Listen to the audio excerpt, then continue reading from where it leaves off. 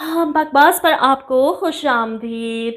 महरूम ड्रामा जियो पर शुरू होने वाला नया ड्रामा सीरियल जिसकी अभी तक 2 एक साथ नशर की जा चुकी हैं, लेकिन मेरी तरह लगता है सबको एक ही एतराज़ है कि हीरो बहुत ओवर एज है। मतलब बाप और बेटे की उम्र तकरीबन बराबर और माँ भी 2-4 साल ही बड़ी होगी। जुनैद इस रोल के लिए बहुत बड़े हैं। 42 ईयर के जुनैद को एक कॉलेज यूनिवर्सिटी बॉय के तौर पर दिखाना सरासर मजाक है।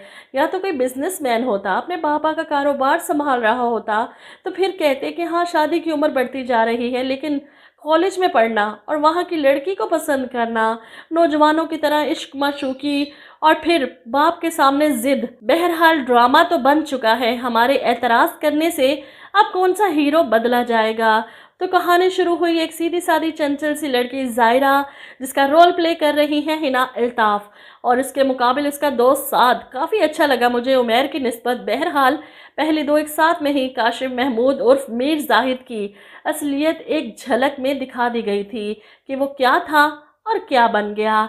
नसरीन बेगम से शादी करने के बाद नसरीन के घर पर इसके नवाब बाप से राशन मांगने के लिए आने वाला एक मामूली जाहिद कैसे इस नवाब फैमिली का दामाद बना, और फिर कैसे सर चढ़कर इसने सारी जायदाद हत्या कर इसी जायदाद की मालकन नसरीन बेगम को पाँव की जूती बनाकर रखा है।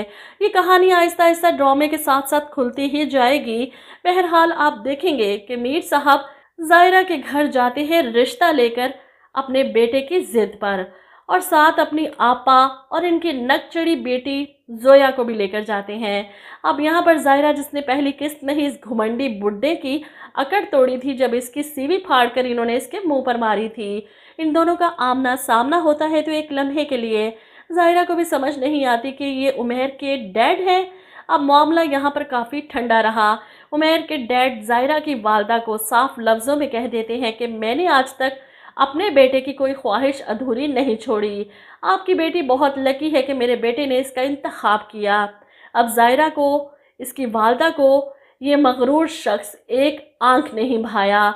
इधर मीर जायद घर आकर अपने बेटे को साफ लफ्ज़ों में कह देते हैं कि वो दोनों औरतें काफ़ी आज़ाद ख्याल हैं। मैं उनको बुरा नहीं कह रहा, लेकिन हमारे घर का माहौल औरतों के सर चढ़ाने वाला नहीं है। उमैर को समझ नहीं आती कि आखिर डैड को जायरा में कौन सी बुराई नज़र आई। इसी बात की तस्दीक करने के लिए वो जायरा से मिलता है और यहाँ पर जायरा अपनी सच्चाई बता देती है किस तरह इन दोनों की मुलाकात हुई, और मैंने इनसे कह दिया कि मैं इनकी उम्र का लिहाज कर रही हूँ, पैसा तो बहुत है लेकिन तमीज़ नहीं। अब उमैर यहाँ परेशान हो जाता है, जिस पर जायरा कहती है मुझे नहीं पता था वो तुम्हारे डैड हैं। उमैर की हैरत देखकर जायरा भी अपनी सफाई में कहती है उमैर, इन्होंने मेरी सीवी फाड़ दी थी। जिसके बाद उमैर जायरा को मनाता है कि तुम्हें डैड से माजरत करनी होगी अपने रवैये की।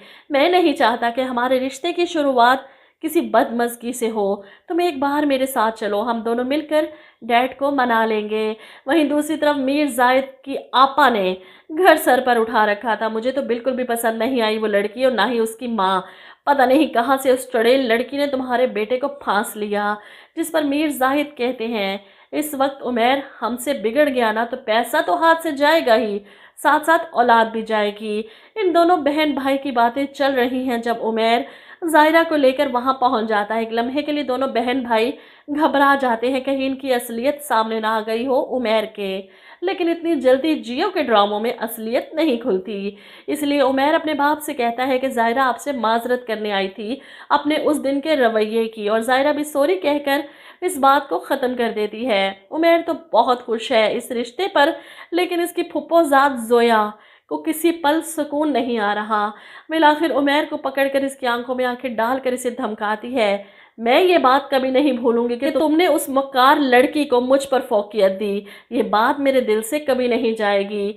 मतलब कि इस पूरे ड्रामे में शादी के बाद जायरा इस घर में आने के बाद हर एक की नापसंदीदा होगी सिवाय उमैर के, और वो भी कब तक अपनी मोहब्बत का भरम रख पाएगा जब हर तरफ से कान भरने वाले मौजूद होंगे। और पहले से ही वो जायरा और साथ को शक की नज़र से देखता है। शादी के बाद इस जैसे मर्द को बहकाना या वरगलाना बहुत आसान होगा जोया, इसकी माँ और मीर जायद के लिए।